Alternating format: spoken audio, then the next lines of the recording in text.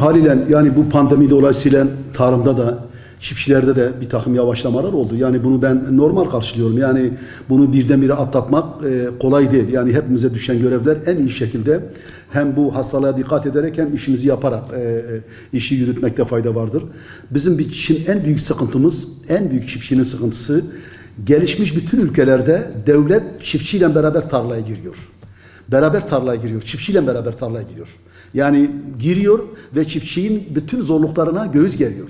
Ama şurada özellikle bu son aylarda şunu görüyorum ben.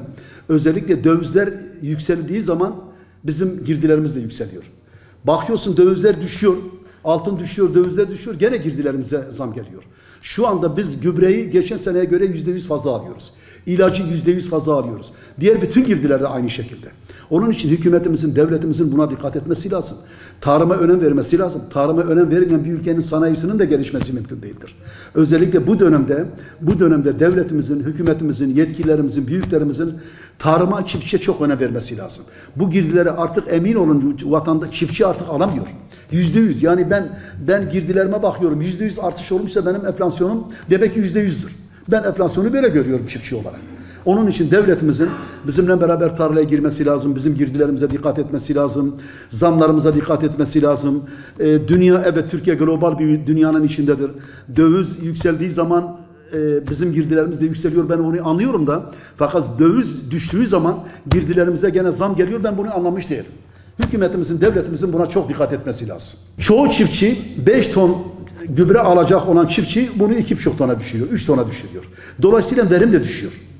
Verim düştüğü zaman bu genel ekonomiyi ilgilendiriyor. Türkiye bu sadece Batman'da değil, Güneydoğu'da Türkiye'nin tamamını ilgilendiriyor.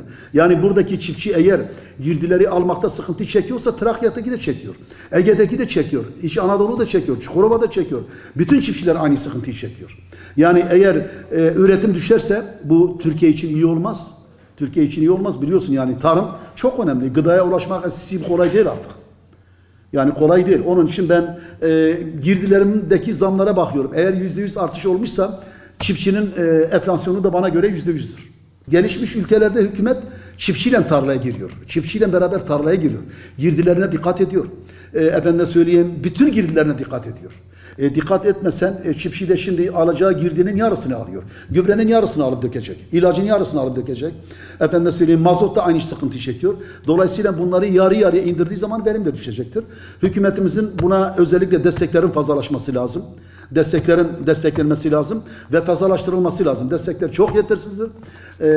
Destekler var ama yetersizdir. Desteklerin bu pandemi döneminde fazlalaştırılması lazımdır. Onun için hükümetimizin bu işi baştan sona kadar ele alması lazım diye düşünüyorum.